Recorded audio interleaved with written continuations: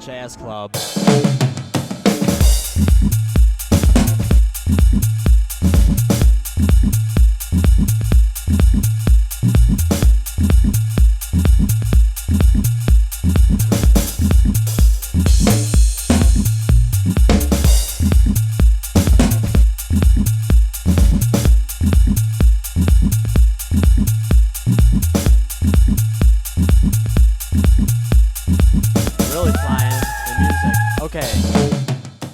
Everyone. Hello, good evening.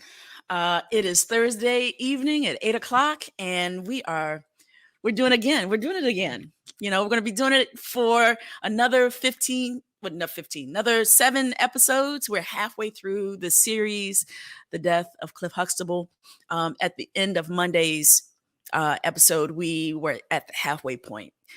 So if you've been watching the first 7 episodes, 8 episodes. We've had this wonderful mix of conversations with amazing panelists, and I couldn't have asked for a better group. And tonight we're doing more of the same. Before I go into tonight's session, I just want to kind of touch base with you all. If you're watching on YouTube, Facebook, Twitter, you can chime in live. We have a live feed in terms of the comments. So as we talk tonight, you can input your comments and we'll share them and engage with you during the broadcast. You think when you wake up in the morning, something will feel a little bit better. Something will look a little bit better. And, what we're experiencing right now is an uptick in COVID cases. And you would think, we do all that we can to again, go back to trying to flatten the curve, to lessen the number of cases. And I think in part tonight, we're talking about wellness and health. I just want to start off by saying, wear your mask. I know there's so many people who are insistent on not wearing their mask, but at the very least, and I know the mask is the very least one could do. I mean, you still have social distancing, staying at home, doing all that you can to keep yourself healthy and keep people around you healthy. But let me just say something real quick. Today's numbers really just made my mind trip a little bit. Think about this. Let me give you this food for thought. 120 to 5. 120 to 5. 120 to 5. Quote, on the basis of very soft estimates, 1 million Americans have already been infected with the virus, and that number will jump to at least 2 million or 3 million within 5 to 10 years, end quote. Dr. Anthony Fauci, The New York Times. January 14th, 1986. Dr. Fauci was talking about HIV. I'll read the quote again. On the basis of very soft estimates, 1 million Americans have already been infected with the virus, and that number will jump to at least 2 million to 3 million within 3 to 5 years. That was from 1981 to 1986. 5 years later, the CDC acknowledged the 1 millionth diagnosed American infected with HIV. That milestone happened in 1991. So from 1981 to 1991, that's the duration, 10 years it took to reach 1 million diagnosed Americans. 10 years. 10 years for HIV to get to 1 million infected, diagnosed Americans, not worldwide, Americans. And we were so afraid of HIV and the subsequent AIDS, right? And so much so that it fueled racially vibrant hate and fear, especially towards the LGBTQ community. 10 years to get to that milestone. We reached 1.2 million people ago, a month and a half ago. It took COVID-19 fewer than 5 months to reach a milestone it took HIV 10 years to reach. And I know that you're saying, well, one is certainly harder to contract than the other, right? It's harder to contract HIV. And I understand making that argument. But recall the fear, the absolute fear and the hate and the prejudice and the concern and the confusion and the anger and the love and the care and the doubt and the precaution and the dire willingness to find a cure. Remember that. Remember that. For an infection that was more difficult to contract than COVID-19, harder to contract than COVID-19. And by that measure and by that recall, COVID-19 should have us all in our homes, wearing masks, hunkered down, because coronavirus did more in 5 months than what HIV did in a course of 10 years, 120 months to 5. So if you want to have arguments about wearing your mask, if you want to put together campaigns and challenges and burn your mask, this woman in North Carolina today, burning her mask, 120 to 5. 10 years versus 5 months. 1 million Americans infected, diagnosed, affected. The death number is just as chilling. COVID-19 has claimed 120,000 lives in 5 months. It took 11 years for HIV to claim as many Americans. 11 years to claim as many Americans. Diagnosed. And I keep saying diagnosed because we know in both cases, in both HIV and in COVID, there's so many people who are battling this, who have not gone to their doctors, who have not been properly diagnosed, who have not been properly treated. But when you think about how easy it is to contract COVID-19 and how the numbers show us how dire this is, please, at the very least, take precaution and take care of yourselves. Tonight, we're talking about wellness and we're talking about healing. And I just wanted to start off by just pleading with you to take that precaution. Okay. I am especially excited about tonight because the panel that we have are filled with the most dynamic and interesting women I know and that have worked with and have come to build my life with. And tonight we have an especially curated panel of all women. On Monday, after Monday's reading of Russell, we will have an all male panel. And so tonight and Monday's panel discussions kind of belong to each other in a sense. But we're going to get started with tonight's reading. Tonight we're reading chapter 7, Olivia. She hates September. Sitting alone in the backyard, Olivia is waiting for someone, anyone, to come and explain death to her again. The sweet, cool night is awfully deceptive. Every time a beautiful September night holds her tears. And tonight will be no different. Maybe if no one comes, no one dies. Perhaps sitting on the front porch will make a difference.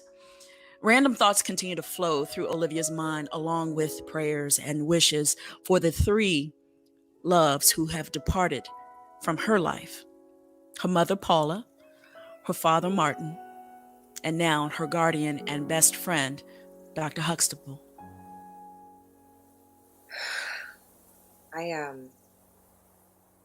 This is silly. This is so silly because there's always been someone to see me through these things. What might I say, and to whom? Go away. Don't speak to me about death. I'm cursed. Yeah. This is so silly. Olivia chuckles and brushes off the picnic table bench with a newly fallen autumn leaf and takes a seat. She holds the leaf up to discover an ant marching solo in circles, likely looking for its trail of tribe. You too, huh? Lost after losing your people? Yeah, me too. I gently set the leaf down on the table. I watch as the ant skitters off, zigzagging its way around the table, attempting to make its way home. I see you're lost, running in circles in a familiar, strange place. You want someone to come rescue you. Ever stop to think that if they come join you, they too will be lost? You'll have company, but you'll be lost. I'm lost. I keep losing the people who define family for me. I am lost. I'm amazed to see you come back to the leaf, Mr. Ant. It seems you have adapted wonderfully quick. You've made a playground of a foreign space, and you and I seem to have that in common, Sir Ant. You and I are kindred. Olivia watches the ant trail away from the leaf and over the horizon of the picnic table. He is brave to journey on, wonders Olivia. Sir Ant, a minuscule creature who does not know his insignificance in this world, and in that, he is free. Insignificant is how Olivia feels right now. She is alone. Olivia, would you like some company? I don't know, Dr. Huxtable. I can't watch it anymore. They keep replaying it, but I can't. I know. Olivia is sitting on the picnic table, facing the western sky, which is hazy from the setting sun and the debris of heartache. Dr. Huxtable sits on the bench next to Olivia's feet, facing the same direction. They both sit quietly and watch as the smoke and ash continue to billow up over Manhattan and blow high overhead. Olivia looks up at the cloudy mixture. Think my dad is in there? And? I hate. I feel hate. I feel it in my heart. Well, I can certainly understand that feeling. But you see, Olivia, that is by definition impossible. Impossible? Impossible. You cannot have a heart and hate. That organ cannot create that emotion, nor can you have a heart and possess that emotion. It cannot be done. I'm a doctor. I know how these things work. Now, what you are speaking of is hurt. Hurt is real, hurt is heavy, and it is shrouded in the drapings of anger and desire to avenge. You see, but your heart cannot hate. You gonna tell me to love my enemy? Well, my dear, who is your enemy? Is he here? I don't know. Is he over there in Manhattan? I don't know, Dr. Huxtable. Yes. Yes, my dear, and that is the only thing of which we can be certain. We do not know. We don't know why this happened. We don't know why planes filled with people became weapons today. We do not know why two mighty buildings came down. In the clouds, in that endless trail of cloud. Do you think he's in there? What would you like to believe? I would like to believe he's floating across the sky with the birds and the others. There must be so many others. They're all floating among the birds. Is that what you would like to believe? Yes. It's what I believe. Then there he flies among the birds in a sweet September sky. Dr. Huxtable? Yes, Olivia. We must brace ourselves and conserve our heart and our energy for what we do know. We know your father loves you very much. You cannot replace that with hate. We know You are safe and have a family around you who loves you. You cannot replace that with hate. We know you have a life to live and savor. We know that. And you cannot replace the life you must fill with love with a life of hate. The two cannot coexist. Do you understand? I understand. You don't have to know what happens in death. Know life and live. Know love and love. You'll never do it alone. It's okay, baby. Daddy, I want Mommy to come back. I know, Olivia. I know. Wish she wouldn't have gotten sick. I know. I know. Me too. I wish she was still here. No, you don't. You chose Denise. You didn't stay with Mommy. Olivia. Baby, this isn't anyone's fault. Me staying with your mother or marrying Denise wouldn't have changed your mother's illness. Cancer doesn't work that way. She was alone. Olivia cries a little louder, harder, as she envisions her mother battling for her life, losing to a monster in her solitude. Her tears are endless. Her 11-year-old body shakes and heaves in her father's arms, his strong, strong arms.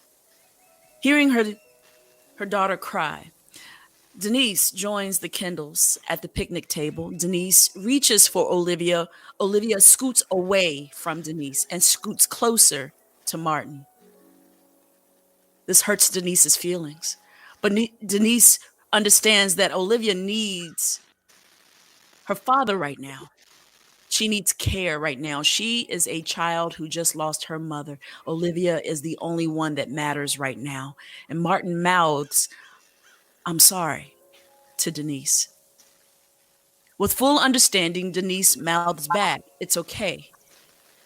Denise quietly gets up and walks back into the house. Olivia, slowing her tears and her breath, calms herself and sits and looks up at her father.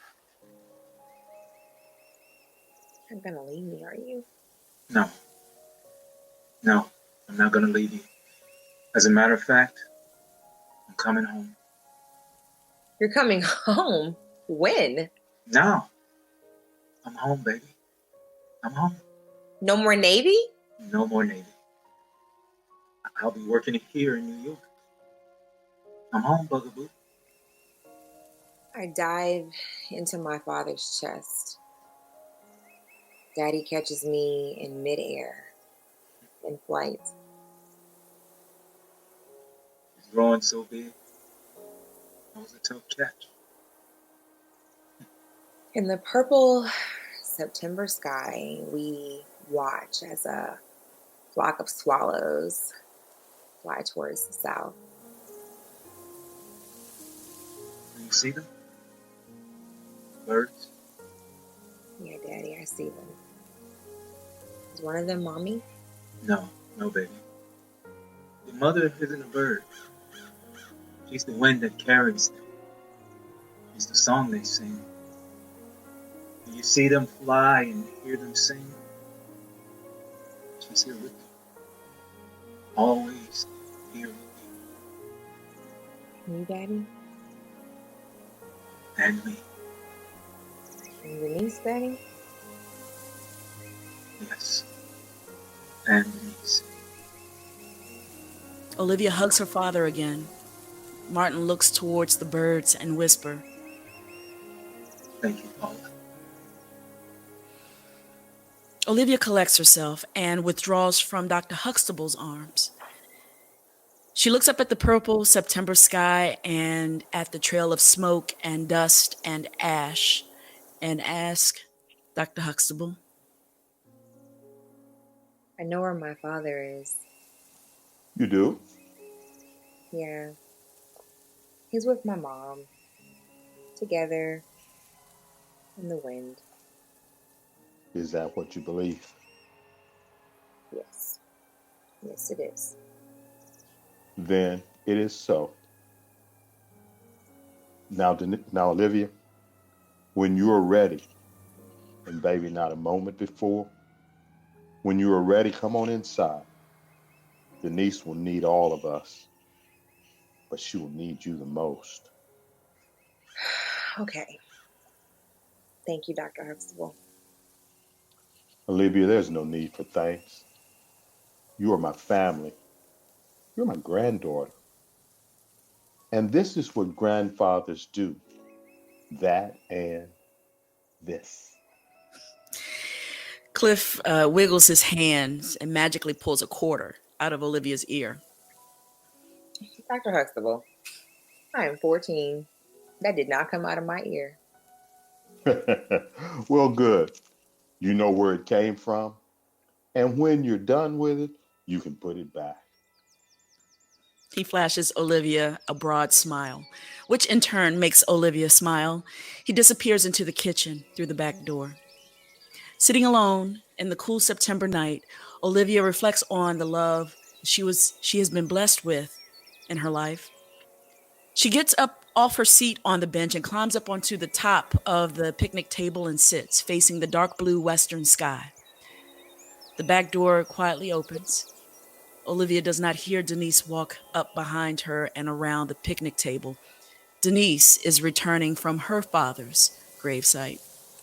Without sharing a word, Denise climbs up on the bench and sits next to her daughter on the tabletop. Olivia scoots closer to Denise. Denise wraps her arms around Olivia's waist. Olivia rests her head on Denise's shoulder. The two sit quietly and listen as the wind whistles through nearby chimes and to the swallows who sing all the way home.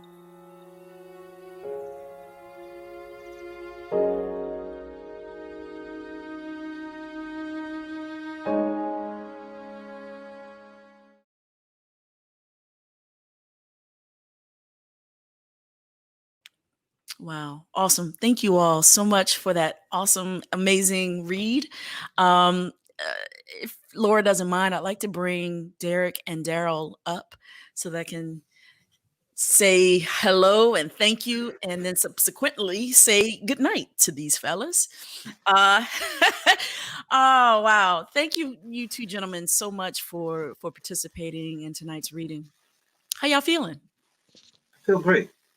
Yeah. Good. This is our first time reading with Derek in the series. What did you think of your involvement as Martin? Yeah, it felt good. I mean, I love the way the story unfolded. Just just having him there to reassure her. I enjoyed that dialogue between them. Excellent. Thank you. And of course, it's always great to have Darryl back as Cliff. How you feeling tonight, sir? I'm wonderful. I just want to first say, Martin, way to go. Dr. Johnson, tremendous. I'm honored to be in this production with you all. Well, thank you. Thank you both. We're going to see Darryl and Derek on Monday, also in the Russell chapter. Of course, Darryl will be reading Cliff Monday evening during that chapter, and then Derek will be joining us as a part of the panel that evening as well. So you have to come back and join us on Monday. But in the meantime, in between time, I'm going to thank these men and say goodnight to them because tonight's panel, I definitely have very clear intentions on how tonight and Monday evening is going to go. Tonight we have a panel of dynamic and amazing women who will talk about the discussion of the evening. We feel pain too. Black women managing pain and trauma. There's this history of Black women not being believed or not being treated equally when it comes to pain management, not just physical pain, but when seeking therapy, when seeking solace spiritually. We've seen it historically, and we'll talk about it tonight. Everything from the historical implications of Black women not having agency over their body, to the present day with the likes of, say, Serena Williams having to advocate for her own medical care. And many points in between. My panelists includes the most amazing collective of women, Ashlee B. Daniels, who you've already met in this series. Not only has she been a panelist for us, but she also plays the role of Rudy. Ashlee is a lecturer in the Department of Languages and Communication at Prairie View A&M University. She is also a doctoral student in the Educational Leadership Program at the university. Her area of research focuses on how to best accommodate Black women in higher education. And so I'm so thankful to have her on tonight. We also have Dr. LaShawn Dennis. Dr. Dennis is a pharmacist. She's the pharmacy supervisor and district leader for CVS Health in Atlanta. She earned her Doctor of Pharmacy from Hampton University in 2002 and was in the first class of students to be awarded that particular degree at that university. She holds a PharmD from Hampton University. Dr. Dennis is currently currently a leader setting up COVID-19 testing sites all over the city of Atlanta. And when I tell you she eked out just enough time to join us tonight, that woman has been busy, and we appreciate her being on tonight. We also have Dr. Carolyn L. Gordon. Dr. Gordon, if you watched the show Monday night, you heard me talk about Dr. Gordon as being just one of the most phenomenal women I know on planet Earth. Dr. Gordon is the Associate Professor of Mass Communication at Mississippi Valley State University and is also a nationally and internationally known Baptist minister. When asked the question, whose shoes do we aspire to fill and slide into as being a mentor, I named her as that person. And then we have Dr. Tammy Holmes. Tammy L. Holmes is an educator teaching 20 years in the area of communication, leadership, Africana studies, and adult learning. She's currently a lecturer at Prairie View A&M University, also in the Department of Languages and Communication. Her research focuses on study abroad and documentary filmmaking. She is a licensed trainer and practitioner of restorative justice practices and is a member of Zeta Phi Beta Sorority Incorporated. Dr. Holmes emphasizes the motto, good is not enough when better is possible. She's one of my colleagues and just simply one of my favorite people at Prairie View. And finally, we have Leslie M. Scott Jones. Leslie Scott Jones is a writer, director, and actor from Virginia. In fact, she resides in my hometown of Charlottesville, Virginia. The world premiere of her first play, Desire Moments, was part of the 2014 Capitol Fringe Festival. Bookends, her first full-length novel, hit the shelves Valentine's Day weekend 2016. Leslie is the artistic director of the Charlottesville Players Guild at the Jefferson School African American Heritage Center. And Leslie is the co-founder of Eugene Martin LLC, an artist development firm in Charlottesville. She's the mother of two and Mimi of two grandsons. I am thankful to have this collective of women on as our panel tonight. Thank you and welcome. And I appreciate you all being here tonight. I think Glad to be here. Still kind of sorting. Hello. There we go. Glad to be here. Excellent. It's like everybody's just politely just waiting for someone else to start. Yeah. This forum, you just talk and just have at it. Let's go around the table, starting with Ashlee, and work our way around clockwise. Just kind of check in and let us all know how you're doing. I would say that I'm doing okay. I'm doing well in processing the current events. I will say, from a Black woman's perspective, I'm tired. Meaning that I love my Black, but not in America. I have to think about myself being a woman, being Black, and being in America. So that tri-dynamic. So yeah, I would say I'm doing okay overall. Okay, let's go to Dr. Holmes and see how she's doing. How you doing, Dr. Holmes? Well, thank you. Doing well. Every day is a good day above ground. And just, one pandemic is another, but it's always good to be here. It's always good to be supportive. I'm looking forward to this evening. Excellent. Excellent. Thank you so much. Hey, Dr. Gordon, how you doing? Hello. I'm doing well. I absolutely have no complaints whatsoever. I have screamed, I have shouted, I have taken several people's names in vain, and my mental health is doing well. So I'm just glad to be here with you tonight. Thank you. I can dig it. The shouting and the laughter and the ups and downs of all of it. You got to find your way. You got to find your way through this muck and mire. And so the struggle is real, but we are stronger than the struggle. Say a thing. See what I'm trying to say to y'all people? This is what I'm talking about. That's just regular conversations with this woman. Hey there, Dr. Dennis. How are you, ma'am? I am doing. I would say that this time is crazy. It's been crazy for everyone. And right now I'm feeling a little mentally taxed. I feel like, I'm trying to be strong for everyone around me, and needing to take a moment just to remember to take care of self. I think that's weighing on me heavy today as I was trying to rush to do things that I'm passionate about personally, and finding myself professionally. Really spreading myself thin because there's so many people that need to be loved on, cared for, and protected at this time. Yeah. Well, we appreciate all that you're doing, especially there in Atlanta, where I would imagine it's difficult enough anywhere in the world, but we're watching Atlanta, with unique trials right now too. So we appreciate you being here tonight. I know you had to kind of rush to get all of that done. So thank you so much. Hey there, Miss Scott Jones. Tell us how you're feeling tonight. I'm doing a lot better than I was this morning. I spent about 3 hours this morning trying to explain to white people when to keep their mouth shut when it comes to racism. And so yeah, that was my morning. After that, my day got a lot better.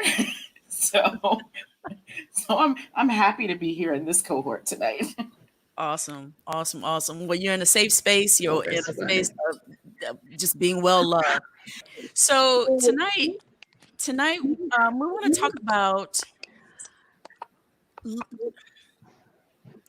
having agency over our bodies, and we're going to look at it from a historical perspective. And I would love to talk about it from not just a medical perspective, but as well from a spiritual and psychological perspective. I think right now what we're looking at in terms of COVID is making the choice between, do I go in and, find out my status, or do I stay home? I have to work. What happens when you are measuring economic care against medical care? And in the Black community, especially among Black women, that's not an easy sort of given. We're not always in a place of privilege to be able to say, you know what, we're just going to stay home and we're just going to hunker down. And, I think historically, Black women have had this complex sort of duty to just kind of keep going as if we're these invincible, unbreakable creatures. So let's start off first by talking about the vulnerability of Black women and how historically we've not been given that benefit.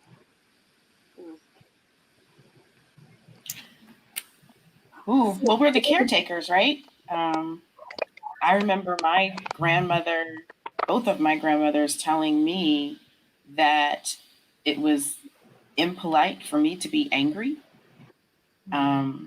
That I had to, even though I was the younger sibling, that if there were certain things to do around the house, it was my responsibility to pick up that slack from my mother. We were always taught, especially as Southern Black women, that that was our space, right? We are the hearth of that home, no matter what else we had to do. Yeah. You know, and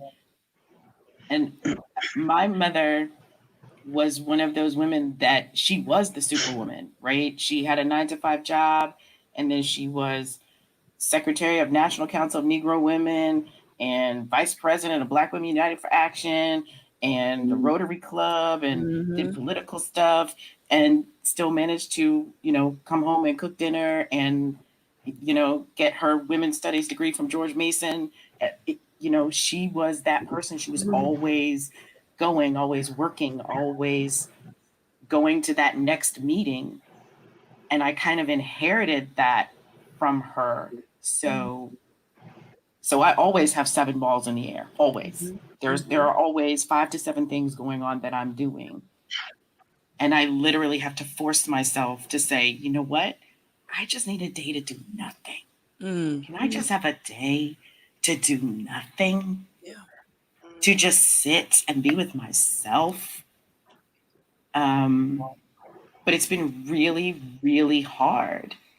And, you know, my spiritual practice is the only thing that has actually sat me down to do that. Yeah. Yeah. Wow. You know what I think is like really interesting, and I get excited when I talk about this because it's a part of my research. And one thing that I have to be cognizant of is self-resiliency. Black women are self-resilient, or women of color are self-resilient, not because we want to be, but because we were bred to be that way. So maybe those times we weren't allotted that because I had to take care of my little brother while my mother worked 3 jobs. Or I can't function properly or healthily or in a healthy manner in relationships because I was so driven to be independent. I'll give you an example. When I was 14 years old, my mother gave me my first bill. I had to work. This is something that is usually in a typical mother, father, 2-parent household is not heard of. But because of that, my mother has made me into this independent person. But you have to be careful with that because some Black women, I'm going to speak for myself, are so extremely independent and taking on these masculine roles that you're kind of foreshadowing or kind of overcompensating for what a man is supposed to do. That's why they will say, "Oh, Black women don't need to be researched because they're thriving and they're doing so many things. They're powerhouses in each category." But that's not true because we're hurting too. Yeah.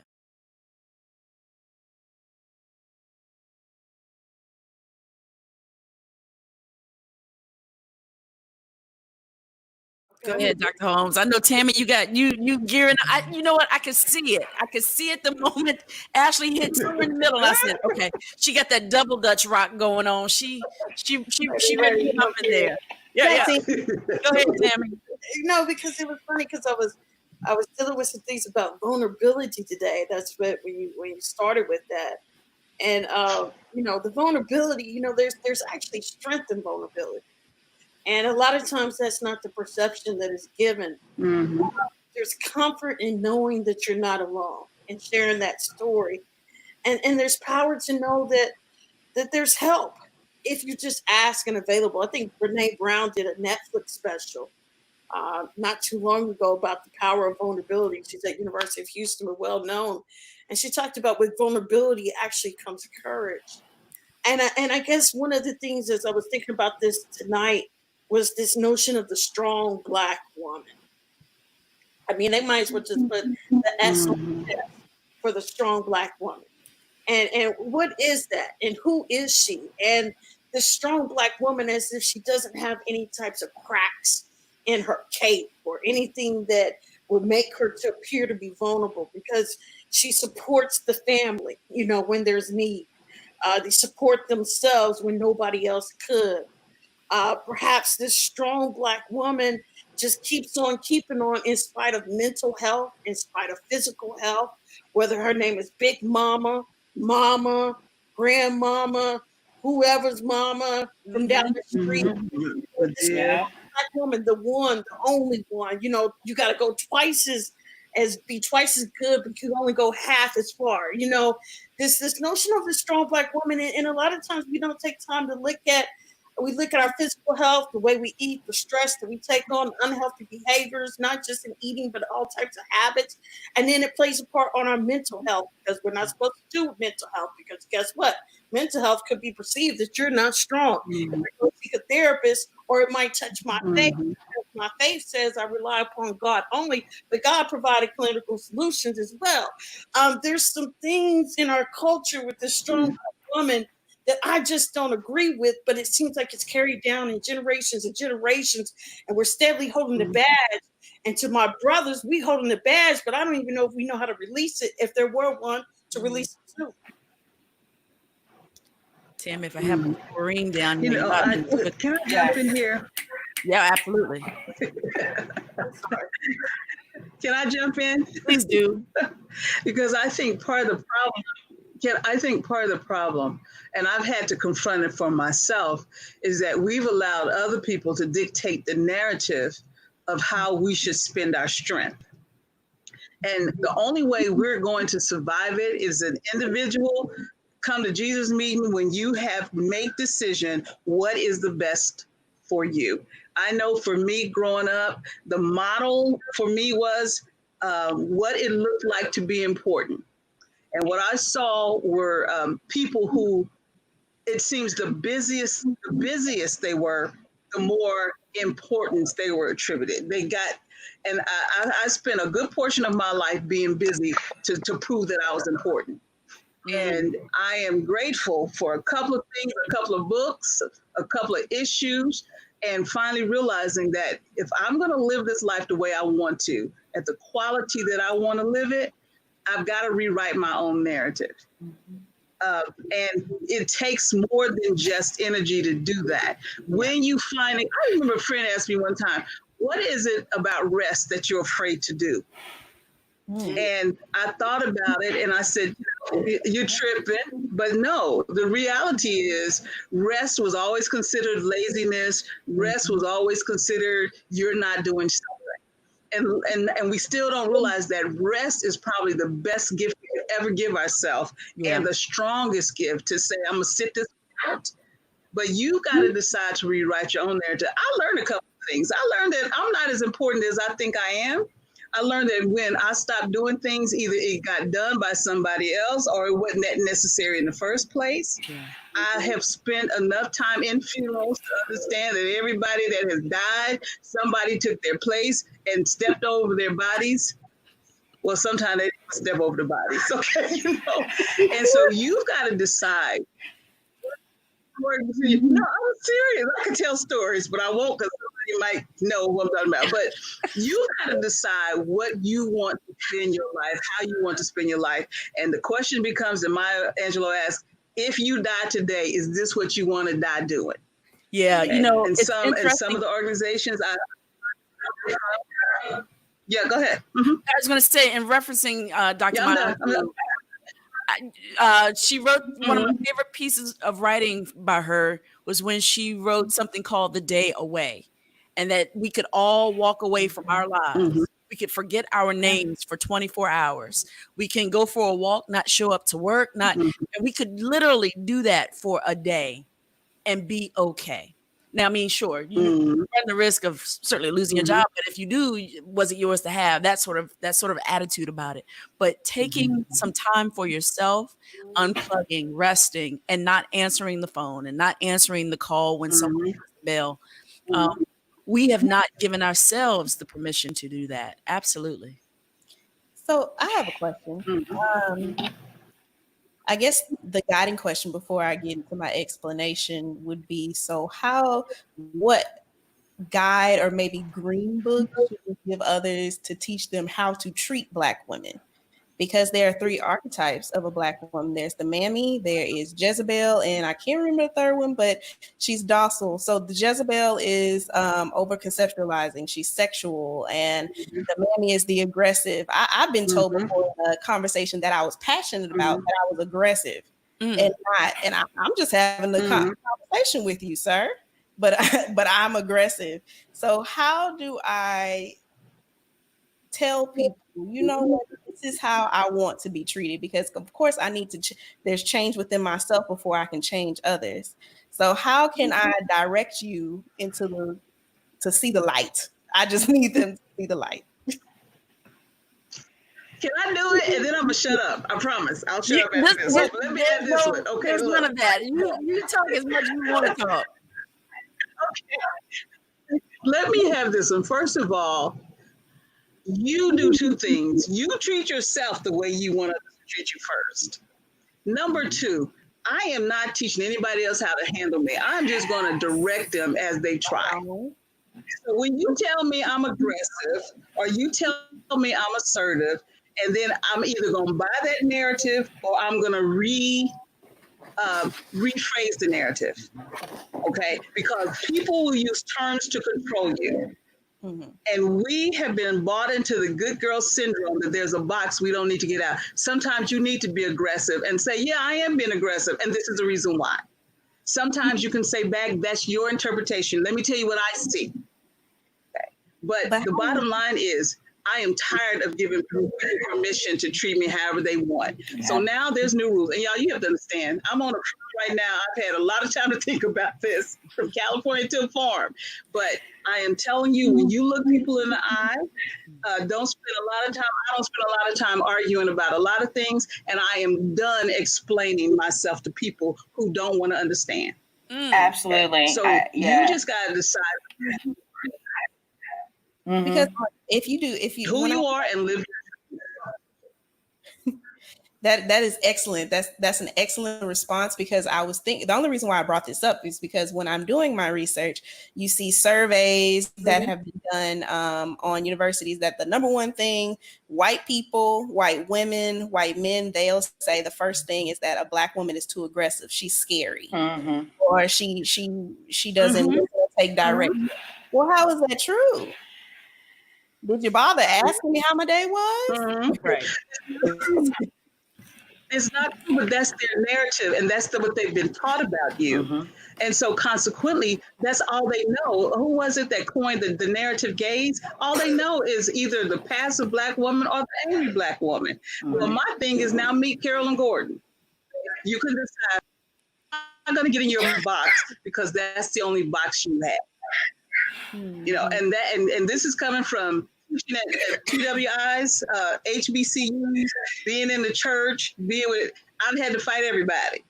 But, you know, the key is know who you are and understand you don't have to defend yourself all the time. They've got to reconcile with who you are. You don't always have to do that. But what I find is when you are not sure who you are, you spend way too much energy and time trying to prove it to somebody else. That's so true. I'm done. No, I get that same thing all the time. I've gotten that professionally. I've gotten it in romantic relationships.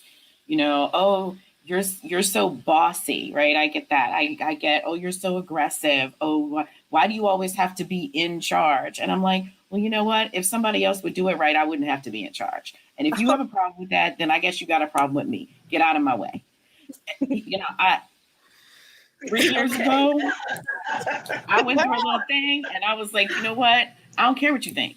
I don't care what you think. If you're important to me, then you will be around long enough to learn all of the facets of me. If you don't want to do that work to get to know who I am, then I don't need you. Walk away from me. Yeah. I'm not spending any time. Yeah. Well, especially if you don't have a problem being bossy. I mean, now I have problems with us always trying to be in charge when it ain't ours. Okay, but that's a whole nother concept. But people, you got to decide who you want to be. And if you don't mind being bossy, if you don't mind those things, my question is always from a communication standpoint, are you communicating what you're intended to communicate? And is it working for you? You know, now, if it's not working for you, if you've lost 10 jobs because you're bossy and that's okay with you, then, but if it's not, then you got to figure out how to do you to get what you want and where you want to be. okay? Because people will always tell you how to act, and it's only from their perspective. But always, my advocation is your communication getting where you want it to be? And if that is, then walk in that. But if it's not working for you, then there are professionals who can guide you in the process that are not invested. They're not invested with trying to control you. They're not invested with trying to follow you. They're invested in helping you be what you want to be. And I think that's the permission is it's working for you. You know, if I find that I am too aggressive and I find it as a truth, then it's okay to change it. But if it's working for you and that's what you need to do, then move on with that and accept the consequences. Understanding that however we be, there are consequences, and you just got to decide that they're okay with you. Yeah. Words right there. Y'all, because I just appreciate you all. You all are amazing sisters. Sometimes I think that what the appearance of what may be perceived as aggressive, but I would like to say that sometimes it's not necessarily if they feel that it's aggressive. It really is just a lot of times with Black women, persistence and perseverance. And that might not be necessarily the case for those who are trying to identify or put you in the box or put your label as aggressive. It could be that I'm persistent, I'm persevering. That has been our culture of having to be that. We didn't get the option to not be. And so the aggression could be, well, I can't just sit back and wait for the opportunity to come and find me. I've got to work for this opportunity. I've got to work twice as hard. I've got to cross the T's and dot the I's and make sure, you know, those opportunities still go to some of that privilege that still is that blinded self that we're trying to uncover today.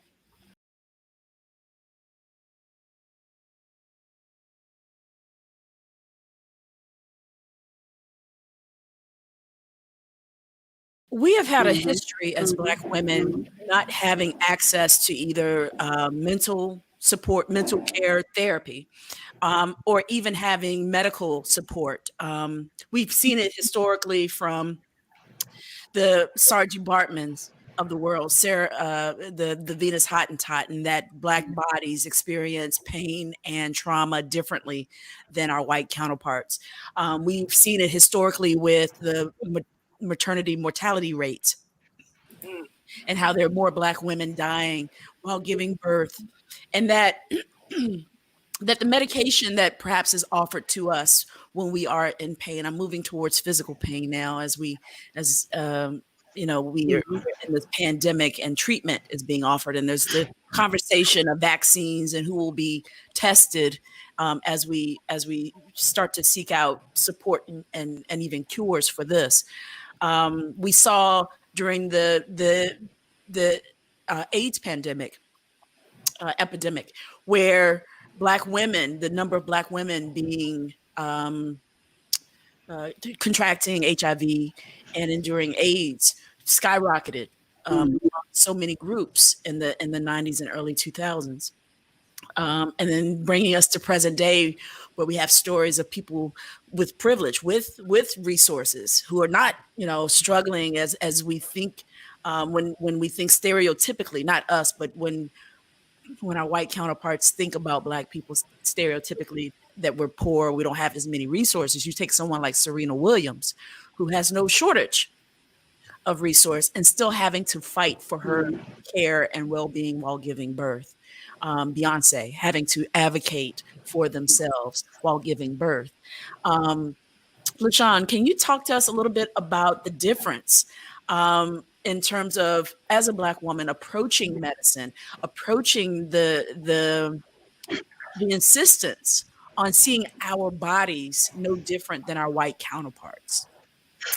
Well, before I do that, if I can, I just want to comment on just the piece about Black women being perceived as aggressive. I just want to really quickly just say that as Black women, we need to open up the stage to have more communication with each other so that we can know that we're okay in our own skin and in our own reaction to the things that happen to us as human beings. We have a right to those feelings, emotions, whatever it may be, and that how people perceive us is actually their issue. It's not a reflection of who we are as people or as a person. And that as we continue to walk in our own truth, whatever that truth we define for ourselves is, if people care enough to really know you, they will get to know who you really are as a person and learn to, do away with that perception that it's aggression. They will know the difference between passion or aggression. They'll get to learn that the more you walk in your own truth, and the more comfortable you get in walking in it. As far as in medicine, I would say, I think that we have a long way to go. I think as a pharmacist myself, in practice, in my training, there was a unspoken expectation that there would be an extra layer of scrutiny when it comes to caring for someone who's African American, evaluating, taking extra precaution to evaluate what was their true intentions for needing therapy, needing care. And I think that as a Black woman, I found myself at times having to stop myself and saying, why are you doing that? Like, as a Black woman, you know that your pain is real. You experience pain. It's not a competition. If you're in pain, these medications are here for that purpose. But I think it's so just innate in so many systems that it's hard, even as a Black woman, to stay clear of some of those perceptions. And I think that it's going to take us being conscious and waking up to it ourselves. Because if we can't see it ourselves, we certainly can't expect that other people around us would notice and be able to respond differently. Would you say that also goes towards seeking therapy? We don't, as in the Black community, still going to see a therapist, having a therapist sit and talk with you about what's ailing you in life, whether it's a physical ailment or spiritual or mental. Mental wellness is something that we're not given the benefit of because we're believed not to have that same sort of pain. I mean, does that translate in that same lane? I think that it absolutely translates in the same lane as for other people looking in. But I think for us as individuals, I think a lot of us, because we stand on the shoulders of such strong women and men who have paved the way for us to get to this point, I think that we feel a sense of guilt about needing anything, any help of any nature from any people, whether it's medical, whether it's just a shoulder, whether it's, I don't quite understand the best way for me to go about approaching this. I think there's just this perception amongst ourselves, at least it's my belief, that it's not okay to not be sufficient within yourself. Whatever the problem is, to be sufficient to figure out that answer within yourself, there's a lack of comfort in seeking help, period.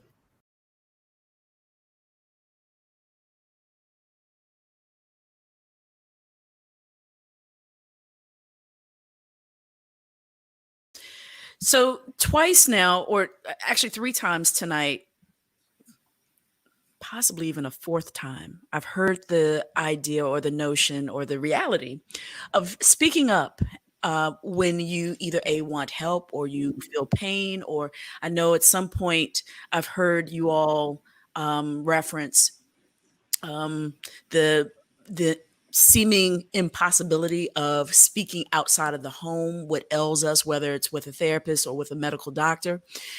So a few nights ago, I'm watching the rape of Recy Taylor. I finally decided to watch that after Shaun suggested watching it.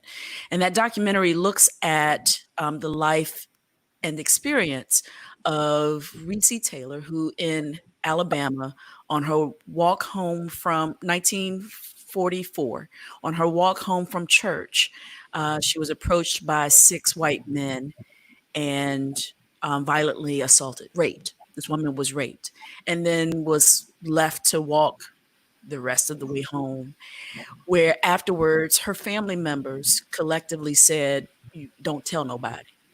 You don't tell nobody. So a few violations took place in that she did not have agency over her body as these men ravished her. She did not have agency over her story because she was silenced for a number of reasons, out of fear of retaliation, out of not wanting to put, what happened to her out into the world. And those things weaken a person because suddenly you realize you don't have agency over your own voice at the very least, or your body at the very most. What is that history?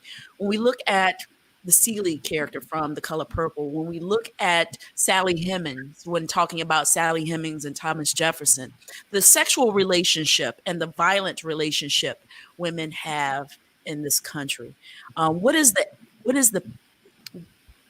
healing that we can do now to regain agency over our bodies? That is a chilling. This is a very loaded. Just for a Thursday I don't think we have time to talk about all that. That's a lot. Yeah, I just figured since we talk about, and certainly in light of the nature of the work that we've been doing with the Cosby Show, we're talking about someone who possessed agency over at least 61 women's bodies using drugs. And sexually, what is the agency we have over our bodies?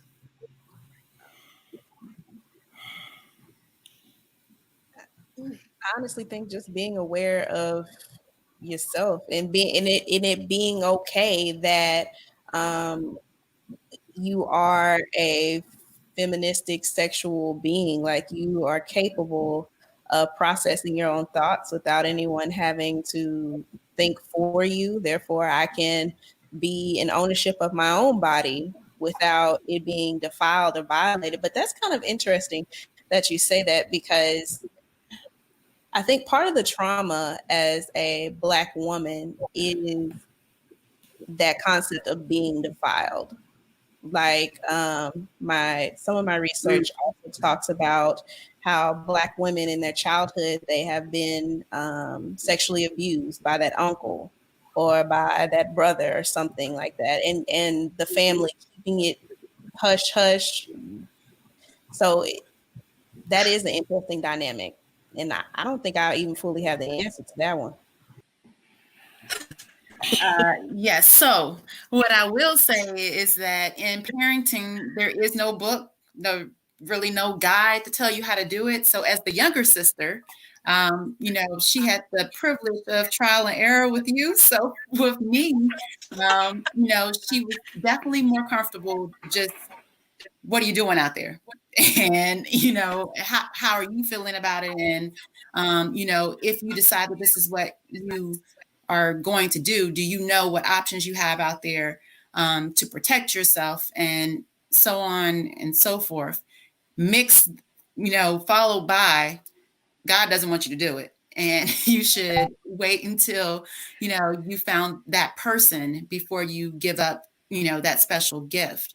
I think that in terms of, I wanted to say earlier, in terms of just really feeling comfortable to talk about what's happening to me, or to happen, what's happening with my body. I think it's rooted in first understanding that I feel passionate about me. I think if I focus more on loving myself, truly valuing myself, then if something that I don't want comes near or, it violates my temple, then I will be passionate about being willing to speak out about that. And I think that from the times that we are children, not just with our parents, but, even in school, there's always a backstory that you're telling yourself in your mind of whatever your perception is of whatever you're experiencing. And as a child, you're taught that, okay, now it's time for you to be serious. You need to quiet down. You need to pay attention. You're in school. You need to grow up. You need to put childish things away. You need to, really be focused. I think that we are learning to not dream and to not be passionate about our own visions, our own likes, our own wants, however, far-fetched or crazy they may seem. they are our own and they're ours for a purpose. And I think that as we start to walk more and more in that truth and love ourselves, it will become easier to have that conversation, because it will just be a fact. Regardless of what we're rationalizing, it's just a true fact that in my truth, it's not okay with me that you're doing this. It's not okay with me that you're talking to me this way. It's not okay. I don't want to talk to you. I mean, all those things will become easier for me to stand in, because it's just my truth. It's not me saying that your experience is wrong, or, it's less true than mine. It's just me saying, in my truth, this is what I need to do for me right now.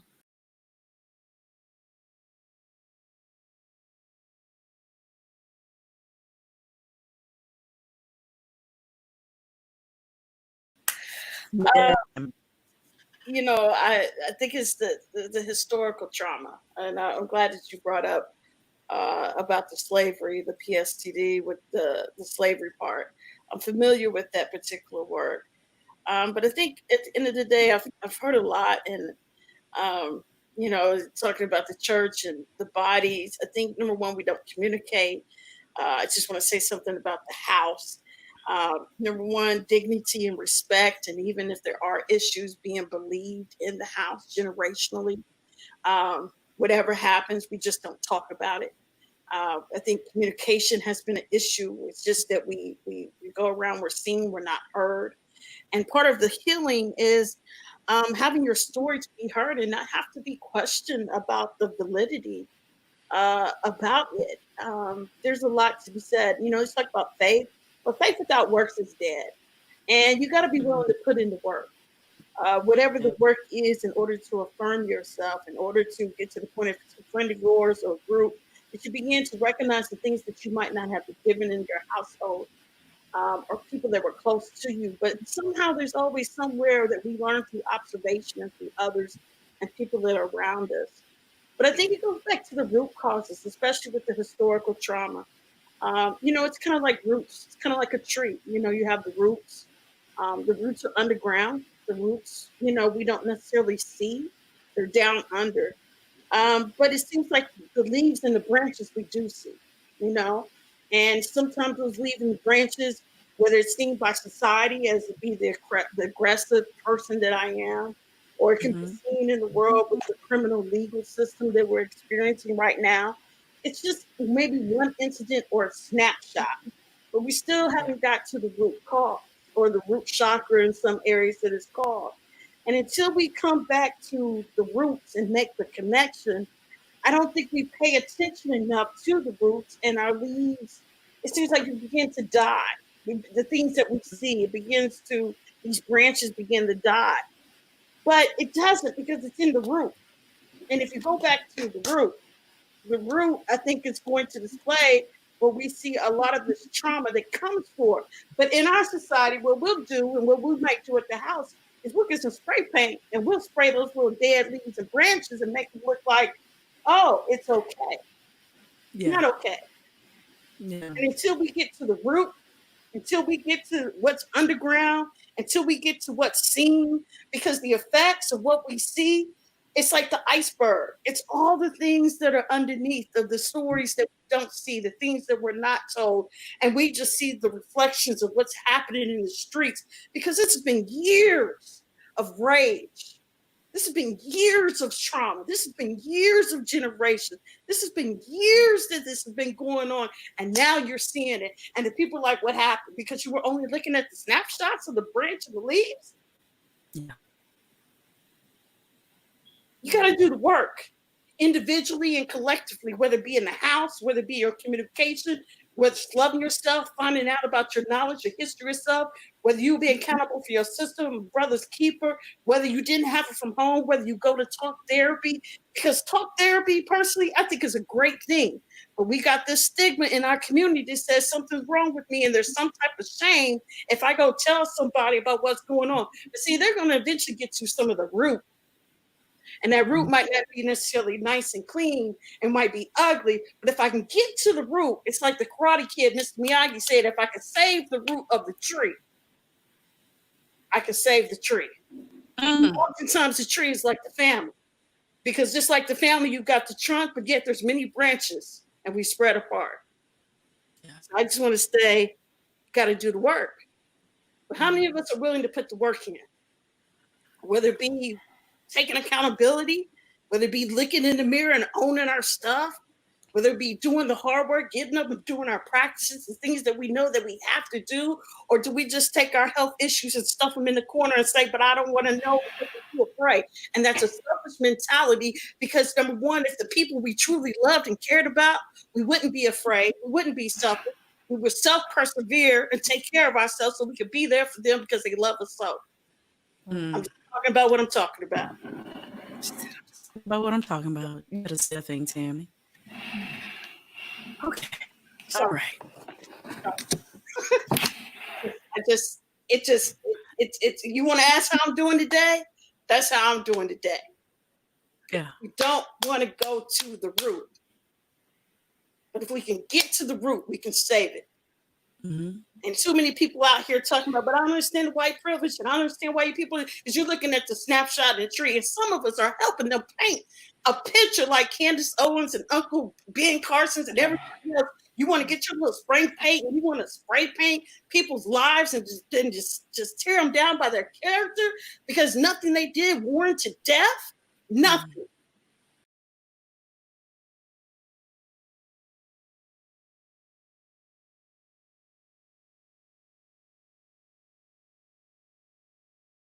Before we go, there are a couple things I want to finish off with tonight. Of course, we're going to end. We're going to move into our typical question that we have episode. The question is, who was your first Huxtable? And it's always tricky how to get into the question after the conversation we've had.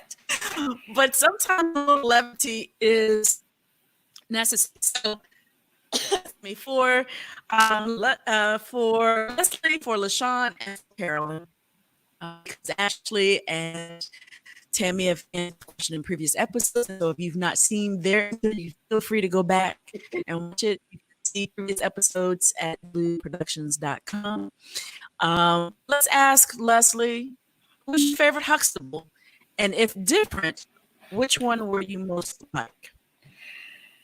Absolutely, my favorite Huxtable was Denise because of her I don't care attitude, of her like, this is who I am, and whatever thing I'm into this week is what you got to deal with. Like I so admired her for that.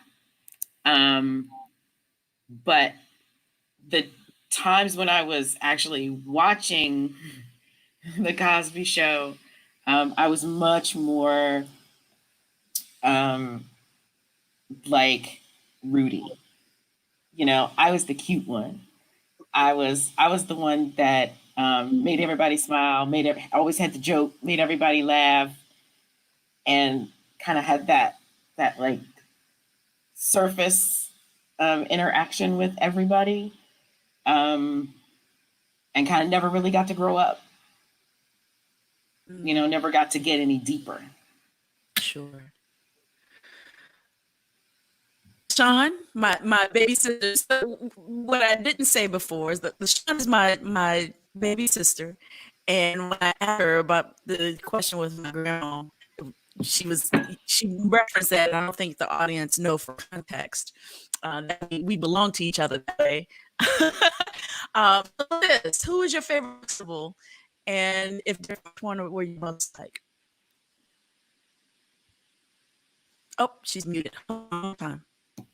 That's a tough question for me. In my truth, I probably would say that my favorite was Cliff. As a child who grew up without a father, I was intrigued by him always in the Cosby Show. Who am I most like? That's also tricky.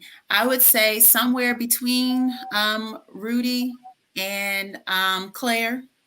I definitely have an opinion about pretty much everything.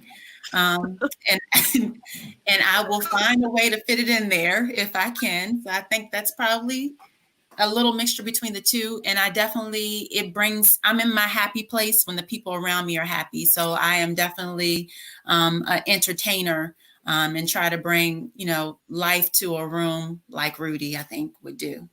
So that's what I would say. Am I on? You are. Yeah, Or did I good. lose you? You're good. Probably my favorite was Claire Huxtable, because I just liked her being. I liked her feistiness. I loved her style. I love her. I love the fact that she was bilingual and how she always handled things. Probably the person I most like is Cliff Huxtable. You just, you love everybody, you doctor everybody, you try to make sense out of the situation, and somewhere along the way, you help them along the journey. So I would say I'm more like Cliff, but I just admire Claire.